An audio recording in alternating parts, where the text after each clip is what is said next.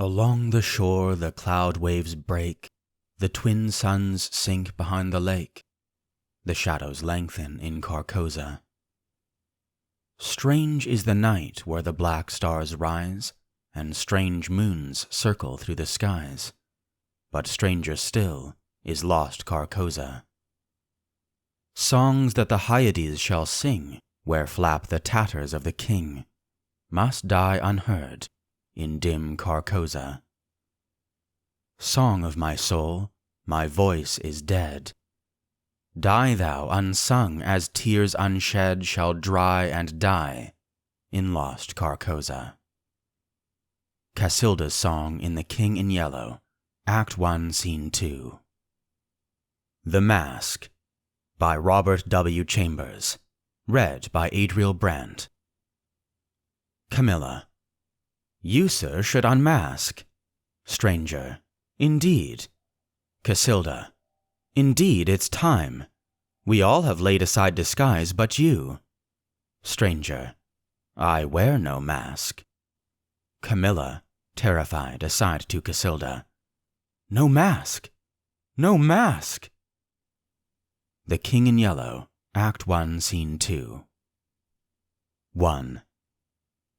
Although I knew nothing of chemistry, I listened fascinated. He picked up an Easter lily which Genevieve had brought that morning from Notre Dame, and dropped it into the basin. Instantly, the liquid lost its crystalline clearness. For a second, the lily was enveloped in a milk-white foam, which disappeared, leaving the fluid opalescent. Changing tints of orange and crimson played over the surface, and then what seemed to be a ray of pure sunlight struck through from the bottom where the lily was resting. At the same instant he plunged his hand into the basin and drew out the flower. There is no danger, he explained, if you choose the right moment. That golden ray is the signal. He held the lily toward me, and I took it in my hand. It had turned to stone, to the purest marble. You see, he said, it is without a flaw. What sculptor could reproduce it? The marble was white as snow, but in its depths, the veins of the lily were tinged with palest azure, and a faint flush lingered deep in its heart. Don't ask me the reason of that, he smiled, noticing my wonder. I have no idea why the veins and heart are tinted, but they always are. Yesterday I tried one of Genevieve's goldfish. There it is. The fish looked as if sculptured in marble, but if you held it to the light, the stone was beautifully veined with a faint blue, and from somewhere within came a rosy light like the tint which slumbers in an opal. I looked into the basin. Once more it seemed filled with clearest crystal. If I should touch it now, I demanded. I don't know, he replied, but you had better not try. There is one thing I'm curious about, I said, and that is where the ray of sunlight came from. It looked like a sunbeam, true enough, he said. I don't know.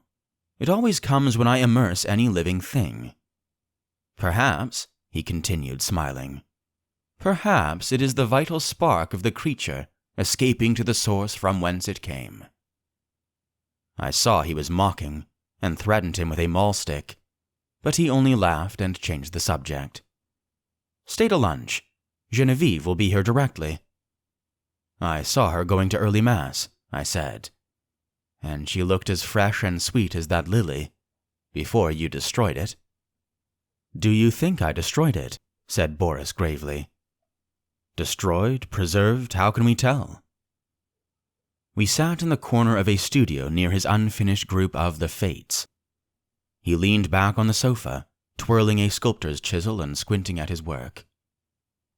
By the way, he said, I've finished pointing up that old academic Ariadne, and I suppose it will have to go to the salon.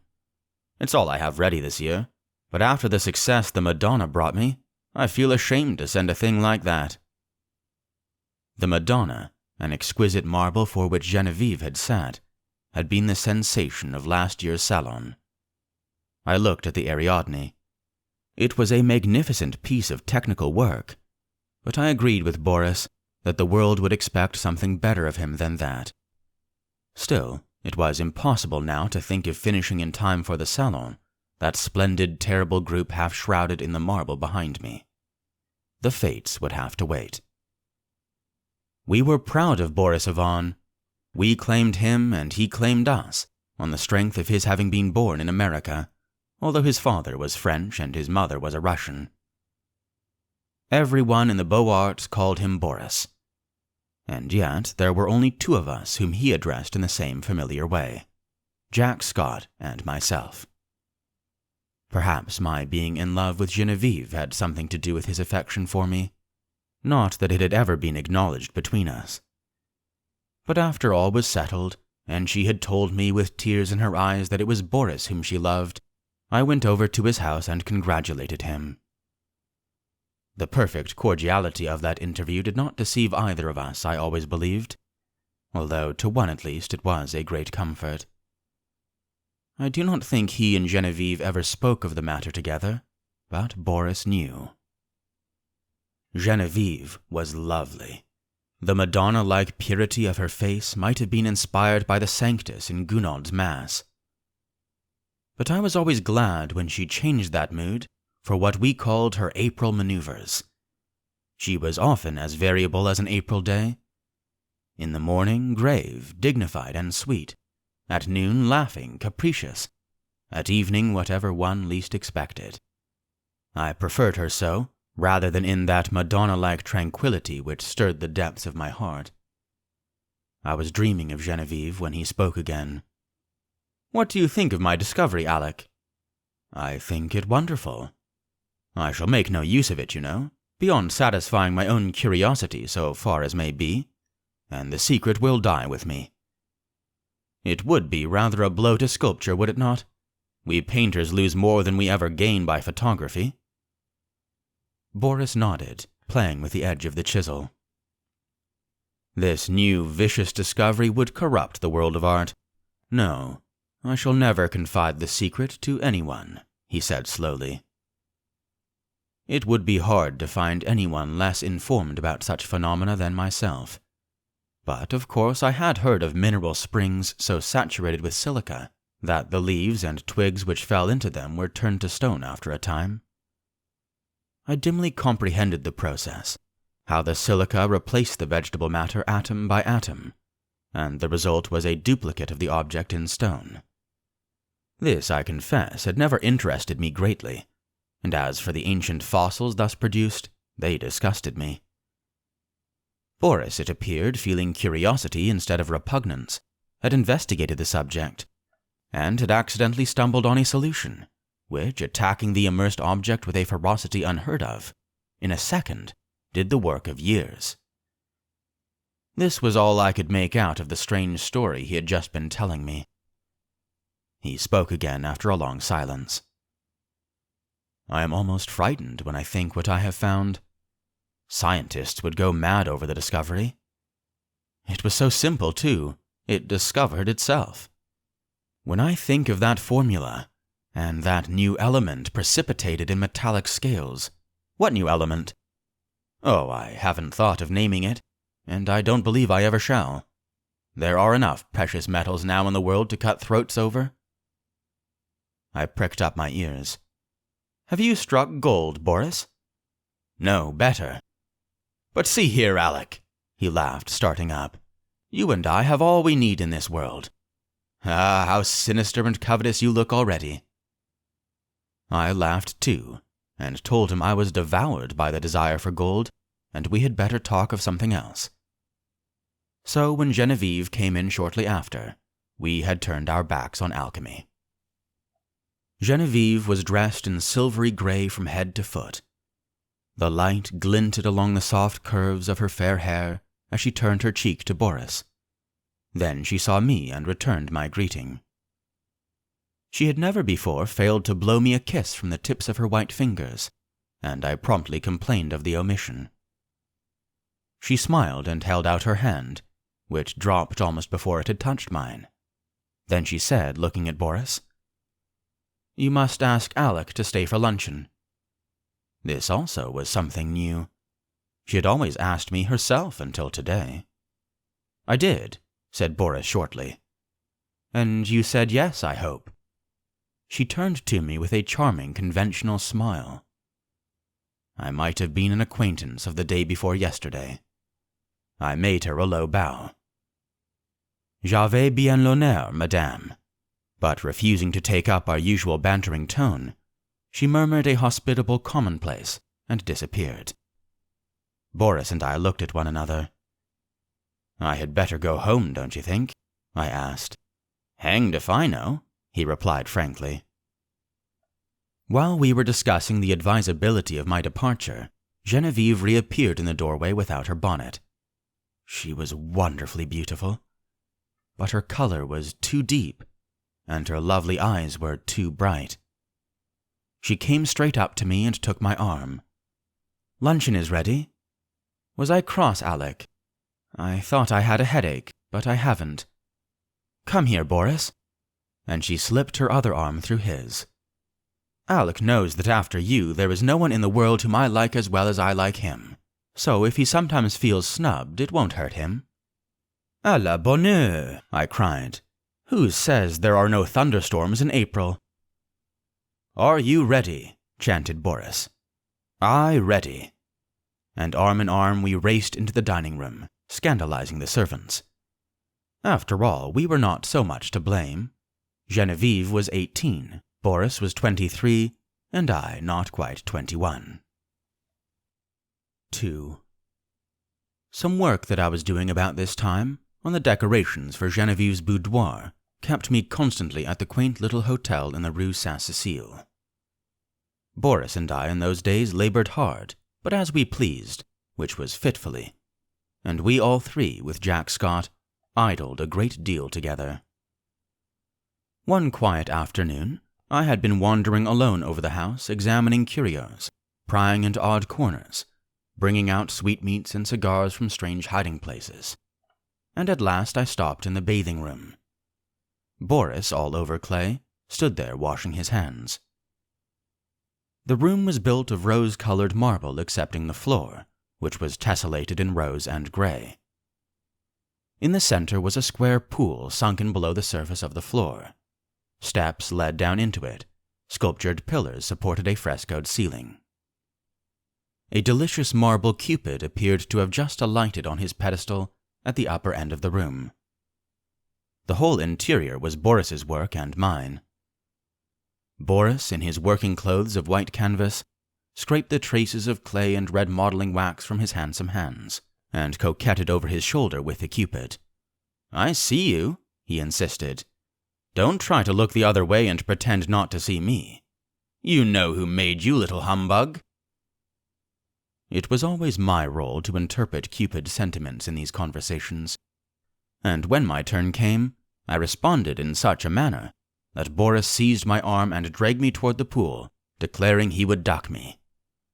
Next instant he dropped my arm and turned pale. "Good God," he said. "I forgot the pool is full of the solution." I shivered a little, and dryly advised him to remember better where he had stored the precious liquid. "In heaven's name, why do you keep a small lake of that gruesome stuff here of all places?" I asked. "I want to experiment on something large," he replied. "On me, for instance? Ah, that came too close for jesting. But I do want to watch the action of that solution on a more highly organized living body. There is that big white rabbit," he said, following me into the studio.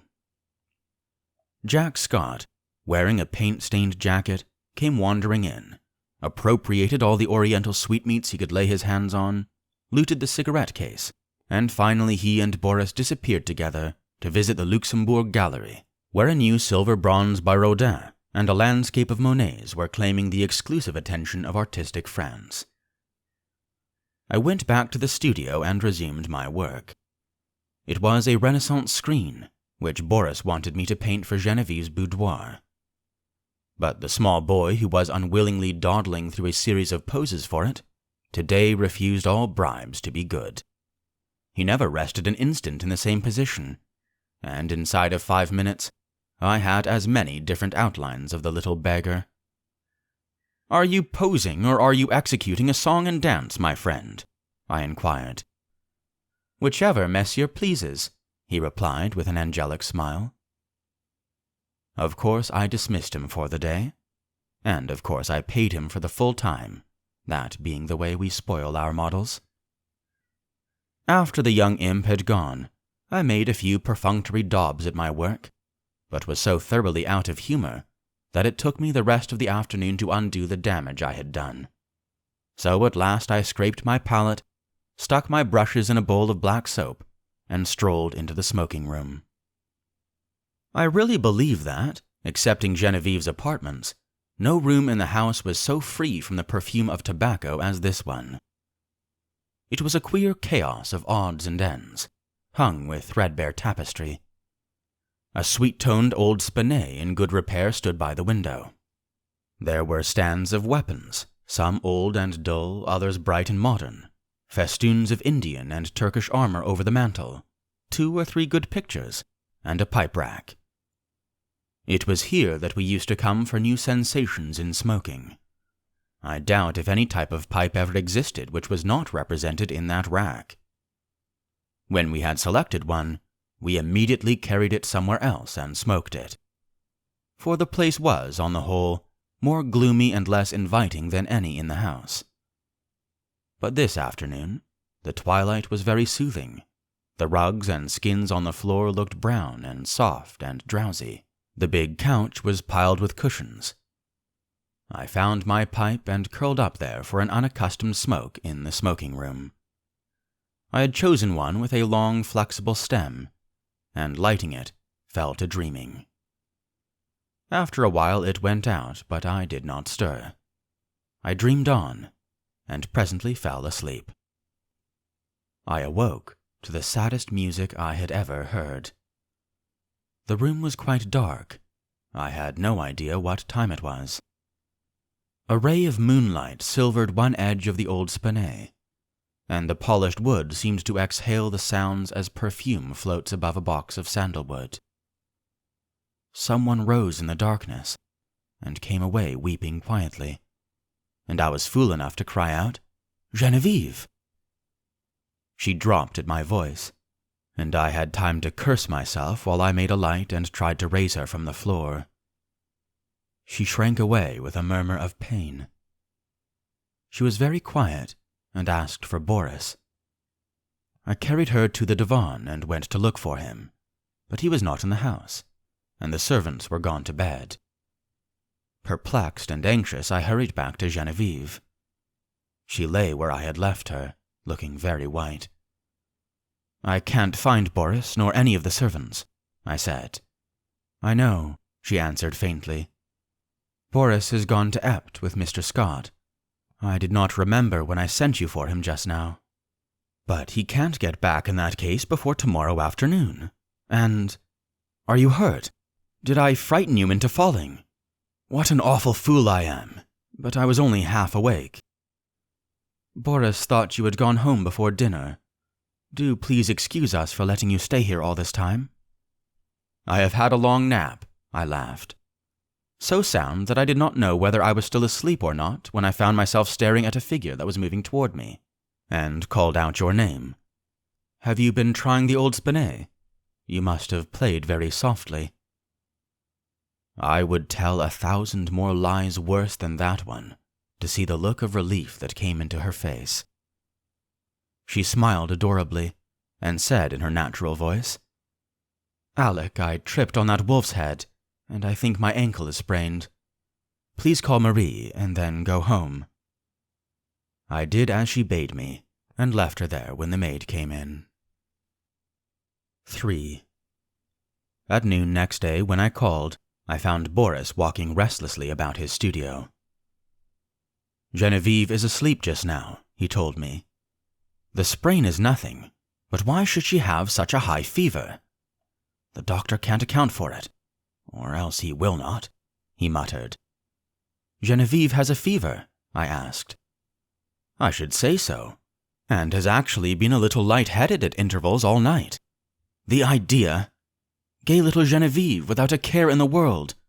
And she keeps saying her heart's broken and she wants to die." My own heart stood still. Boris leaned against the door of his studio, looking down, his hands in his pockets, his kind, keen eyes clouded, a new line of trouble drawn over the mouth's good mark that made the smile. The maid had orders to summon him the instant Genevieve opened her eyes.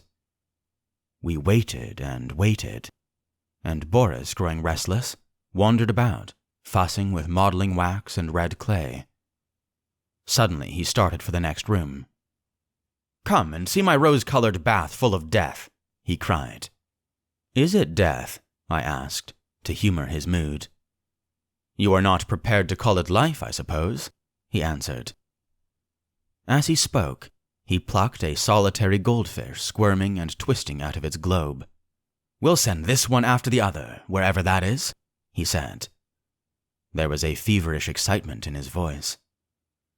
A dull weight of fever lay on my limbs and on my brain as I followed him to the fair crystal pool with its pink-tinted sides, and he dropped the creature in.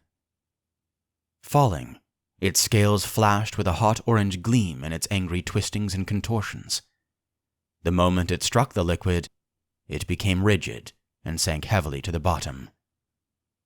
Then came the milky foam, the splendid hues radiating on the surface, and then the shaft of pure, serene light broke through from seemingly infinite depths. Boris plunged in his hand and drew out an exquisite marble thing, blue-veined, rose-tinted, and glistening with opalescent drops. "Child's play," he muttered, and looked wearily, longingly at me, as if I could answer such questions. But Jack Scott came in and entered into the game, as he called it, with ardor. Nothing would do but to try the experiment on the white rabbit then and there. I was willing that Boris should find distraction from his cares, but I hated to see the life go out of a warm, living creature, and I declined to be present. Picking up a book at random, I sat down in the studio to read. Alas, I had found The King in Yellow. After a few moments, which seemed ages, I was putting it away with a nervous shudder, when Boris and Jack came in bringing their marble rabbit. At the same time, the bell rang above, and a cry came from the sick room. Boris was gone like a flash, and the next moment he called, "Jack, run for the doctor. Bring him with you. Alec, come here." I went and stood at her door. A frightened maid came out in haste and ran away to fetch some remedy. Genevieve, sitting bolt upright with crimson cheeks and glittering eyes, babbled incessantly and resisted Boris's gentle restraint. He called me to help. At my first touch, she sighed and sank back, closing her eyes. And then, as we still bent above her, she opened them again, looked straight into Boris's face, poor fever-crazed girl, and told her secret. At the same instant, our 3 lives turned into new channels. The bond that held us so long together snapped forever, and a new bond was forged in its place. For she had spoken my name, and as the fever tortured her, her heart poured out its load of hidden sorrow. Amazed and dumb, I bowed my head, while my face burned like a live coal, and the blood surged in my ears, stupefying me with its clamor. Incapable of movement, incapable of speech, I listened to her feverish words in an agony of shame and sorrow. I could not silence her. I could not look at Boris. Then I felt an arm upon my shoulder, and Boris turned a bloodless face to mine. "It is not your fault, Alec. Don't grieve so if she loves you." But he could not finish. And as the doctor stepped swiftly into the room saying, "Ah, the fever!" I seized Jack Scott and hurried him to the street, saying, "Boris would rather be alone." We crossed the street to our own apartments, and that night, seeing I was going to be ill too, he went for the doctor again. The last thing I recollect with any distinctness was hearing Jack say, "For heaven's sake, doctor, what ails him to wear a face like that?" And I thought of the King in Yellow and the pallid mask. I was very ill, for the strain of 2 years which I had endured since that fatal May morning when Genevieve murmured, "I love you, but I think I love Boris best," told on me at last. I had never imagined that it could become more than I could endure. Outwardly tranquil, I had deceived myself.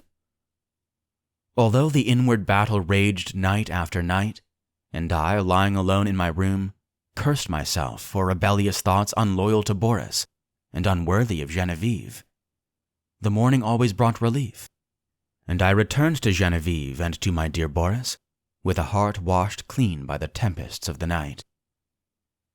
Never in word or deed or thought while with them had I betrayed my sorrow even to myself. The mask of self-deception was no longer a mask for me. It was a part of me. Night lifted it, laying bare the stifled truth below. But there was no one to see except myself, and when the day broke, the mask fell back again of its own accord. These thoughts passed through my troubled mind as I lay sick, but they were hopelessly entangled with visions of white creatures, heavy as stone, crawling about in Boris's basin, of the wolf's head on the rug, foaming and snapping at Genevieve, who lay smiling beside it. I thought too of the King in Yellow, wrapped in the fantastic colors of his tattered mantle, and that bitter cry of Casilda, "Not upon us, O King, not upon us!" Feverishly, I struggled to put it from me. But I saw the lake of Holly, thin and blank, without a ripple or wind to stir it, and I saw the towers of Carcosa behind the moon. Aldebaran, the Hyades, Alar, Hastur, glided through the cloud rifts which fluttered and flapped as they passed, like the scalloped tatters of the King in Yellow. Among all these, one sane thought persisted. It never wavered, no matter what else was going on in my disordered mind, that my chief reason for existing was to meet some requirement of Boris and Genevieve. What this obligation was, its nature was never clear. Sometimes it seemed to be protection, sometimes support through a great crisis. Whatever it seemed to be for the time, its weight rested only on me, and I was never so ill or so weak that I did not respond with my whole soul. There were always crowds of faces about me, mostly strange, but a few I recognized, Boris among them. Afterward they told me that this could not have been, but I know that once at least he bent over me. It was only a touch, a faint echo of his voice. Then the clouds settled back on my senses and I lost him. But he did stand there and bend over me, once at least. At last, one morning I awoke to find the sunlight falling across my bed, and Jack Scott reading beside me. I had not strength enough to speak aloud. Neither could I think, much less remember, but I could smile feebly as Jack's eye met mine, and when he jumped up and asked eagerly if I wanted anything, I could whisper, "Yes, Boris." Jack moved to the head of my bed and leaned down to arrange my pillow. I did not see his face, but he answered heartily, "You must wait, Alec. You are too weak to see even Boris." I waited and I grew strong. In a few days I was able to see whom I would. But meanwhile I had thought and remembered. From the moment when all the past grew clear again in my mind, I never doubted what I should do when the time came, and I felt sure that Boris would have resolved upon the same course, so far as he was concerned. As for what pertained to me alone, I knew he would see that also as I did. I no longer asked for anyone. I never inquired why no message came from them. Why, during the week I lay there, waiting and growing stronger, I never heard their name spoken. Preoccupied with my own searchings for the right way, and with my feeble but determined fight against despair, I simply acquiesced in Jack's reticence, taking for granted that he was afraid to speak of them, lest I should turn unruly and insist on seeing them. Meanwhile, I said over and over to myself, how would it be when life began again for us all? We would take up our relations exactly as they were before Genevieve fell ill. Boris and I would look into each other's eyes, and there would be neither rancor nor cowardice nor mistrust in that glance.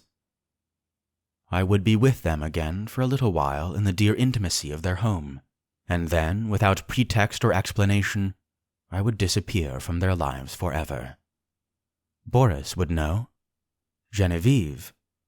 The only comfort was that she would never know. It seemed, as I thought it over, that I had found the meaning of that sense of obligation which had persisted all through my delirium, and the only possible answer to it. So, when I was quite ready, I beckoned Jack to me one day and said, "Jack, I want Boris at once, and take my dearest greeting to Genevieve." When at last he made me understand that they were both dead, I fell into a wild rage that tore all my little convalescent strength to atoms. I raved and cursed myself into a relapse, from which I crawled forth some weeks afterward, a boy of 21 who believed that his youth was gone forever. I seemed to be past the capability of further suffering, and one day when Jack handed me a letter and the keys to Boris's house, I took them without a tremor and asked him to tell me all. It was cruel of me to ask him, but there was no help for it, and he leaned wearily on his thin hands to reopen the wound which could never entirely heal. He began very quietly. "Alec, unless you have a clue that I know nothing about, you will not be able to explain any more than I what has happened. I suspect that you would rather not hear these details, but you must learn them, else I would spare you the relation. God knows I wish I could be spared the telling. I shall use few words.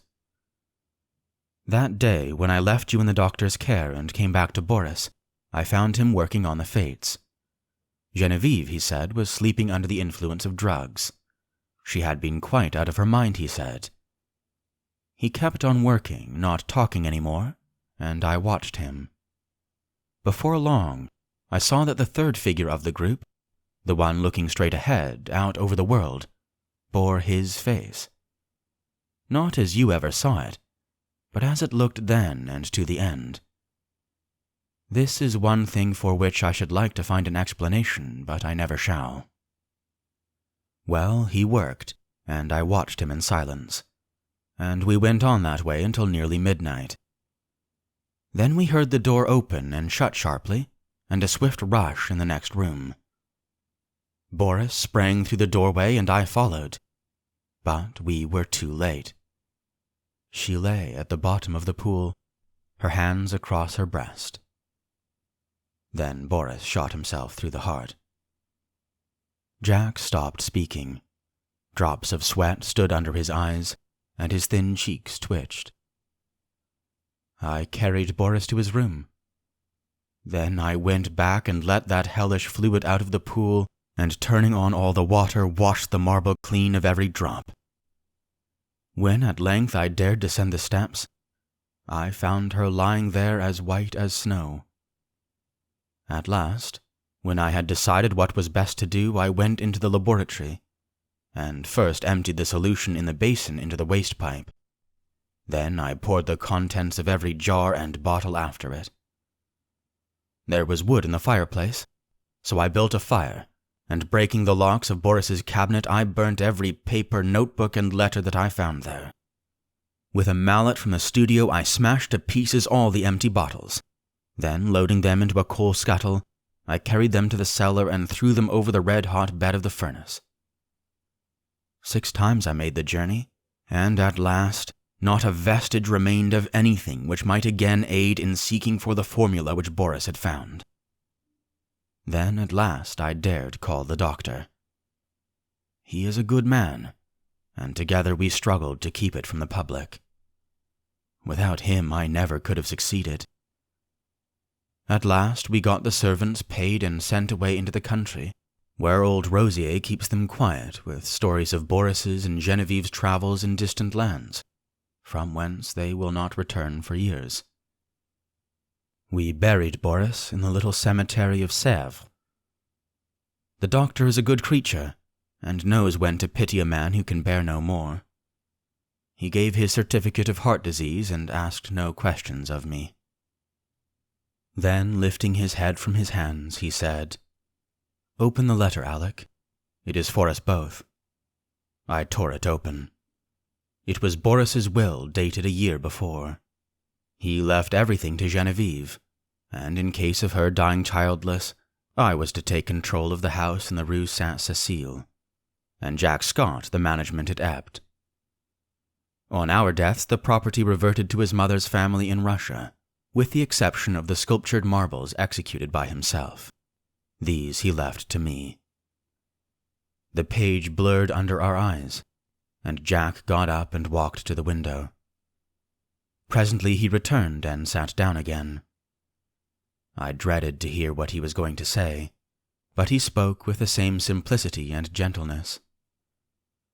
Genevieve lies before the Madonna in the marble room. The Madonna bends tenderly above her, and Genevieve smiles back into that calm face that never would have been except for her. His voice broke, but he grasped my hand, saying, "Courage, Alec." Next morning he left for Ept to fulfill his trust. 4. The same evening I took the keys and went into the house I had known so well. Everything was in order, but the silence was terrible. Though I went twice to the door of the marble room, I could not force myself to enter. It was beyond my strength. I went into the smoking room and sat down before the spinet. A small lace handkerchief lay on the keys, and I turned away choking. It was plain I could not stay, so I locked every door, every window, and the 3 front and back gates, and went away. Next morning Alcide packed my valise, and leaving him in charge of my apartments, I took the Orient Express for Constantinople. During the 2 years that I wandered through the East, at first in our letters, we never mentioned Genevieve and Boris, but gradually their names crept in. I recollect particularly a passage in one of Jack's letters, replying to one of mine. "What you tell me of seeing Boris bending over you while you lay ill, and feeling his touch on your face, and hearing his voice, of course troubles me. This that you describe must have happened a fortnight after he died. I say to myself that you were dreaming, that it was part of your delirium, but the explanation does not satisfy me, nor would it you." Toward the end of the 2nd year, a letter came from Jack to me in India, so unlike anything that I had ever known of him, that I decided to return at once to Paris. He wrote, "I am well, and sell all my pictures as artists do who have no need of money. I have not a care of my own, but I am more restless than if I had. I am unable to shake off a strange anxiety about you. It is not apprehension. It is rather a breathless expectancy. Of what, God knows. I can only say it is wearing me out. Nights I dream always of you and Boris. I can never recall anything afterward, but I wake in the morning with my heart beating, and all day the excitement increases, until I fall asleep at night to recall the same experience. I am quite exhausted by it, and have determined to break up this morbid condition. I must see you. Shall I go to Bombay, or will you come to Paris?" I telegraphed him to expect me by the next steamer. When we met, I thought he had changed very little. He insisted, looked in splendid health. It was good to hear his voice again, and as we sat and chatted about what life still held for us, we felt that it was pleasant to be alive in the bright spring weather. We stayed in Paris together a week, and then I went for a week to Apt with him. But first of all, we went to the cemetery at Sèvres, where Boris lay. "Shall we place the Fates in the little grove above him?" Jack asked, and I answered, "I think only the Madonna should watch over Boris's grave." But Jack was none the better for my homecoming. The dreams of which he could not retain even the least definite outline continued, and he said that at times the sense of breathless expectancy was suffocating. "You see, I do you harm and not good," I said. "Try a change without me." So he started alone for a ramble among the Channel Islands, and I went back to Paris. I had not yet entered Boris's house, now mine, since my return, but I knew it must be done. It had been kept in order by Jack. There were servants there, so I gave up my own apartment and went there to live. Instead of the agitation I had feared, I found myself able to paint there tranquilly. I visited all the rooms. All but one. I could not bring myself to enter the marble room where Geneviève lay. And yet I felt the longing growing daily to look upon her face, to kneel beside her. One April afternoon, I lay dreaming in the smoking room, just as I had lain 2 years before, and mechanically I looked among the tawny eastern rugs for the wolfskin. At last I distinguished the pointed ears and flat, cruel head, and I thought of my dream where I saw Geneviève lying beside it. The helmets still hung against the threadbare tapestry, among them the old Spanish morion, which I remembered Geneviève had once put on when we were amusing ourselves with the ancient bits of mail. I turned my eyes to the spinet. Every yellow key seemed eloquent of her caressing hand. And I rose, drawn by the strength of my life's passion, to the sealed door of the marble room. The heavy doors swung inward under my trembling hands. Sunlight poured through the window, tipping with gold the wings of Cupid, and lingered like a nimbus over the brows of the Madonna. Her tender face bent in compassion over a marble form so exquisitely pure that I knelt and signed myself. Geneviève lay in the shadow under the Madonna, and yet, through her white arms, I saw the pale azure vein, and beneath her softly clasped hands, the folds of her dress were tinged with rose, as if from some faint warm light within her breast. Bending with a breaking heart, I touched the marble drapery with my lips, then crept back into the silent house. A maid came and brought me a letter, and I sat down in the little conservatory to read it. But as I was about to break the seal, seeing the girl lingering, I asked her what she wanted. She stammered something about a white rabbit that had been caught in the house, and asked what should be done with it. I told her to let it loose in the walled garden behind the house, and opened my letter. It was from Jack, but so incoherent that I thought he must have lost his reason. It was nothing but a series of prayers to me not to leave the house until he could get back. He could not tell me why. There were the dreams, he said. He could explain nothing, but he was sure that I must not leave the house in the Rue Sainte-Cécile.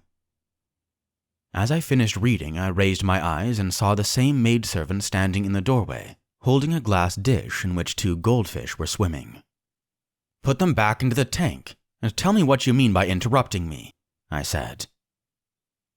With a half-suppressed whimper, she emptied water and fish into an aquarium at the end of the conservatory, and turning to me, asked my permission to leave my service. She said people were playing tricks on her, evidently with a design of getting her into trouble. The marble rabbit had been stolen, and a live one had been brought into the house. The 2 beautiful marble fish were gone, and she had just found those common live things flopping on the dining room floor. I reassured her and sent her away, saying I would look about myself. I went into the studio. There was nothing there but my canvases and some casts, except the marble of the Easter lily. I saw it on a table across the room. Then I strode angrily over to it. But the flower I lifted from the table was fresh and fragile and filled the air with perfume. Then suddenly I comprehended and sprang through the hallway to the marble room. The doors flew open, the sunlight streamed into my face, and through it, in a heavenly glory, the Madonna smiled as Genevieve lifted her flushed face from her marble couch and opened her sleepy eyes.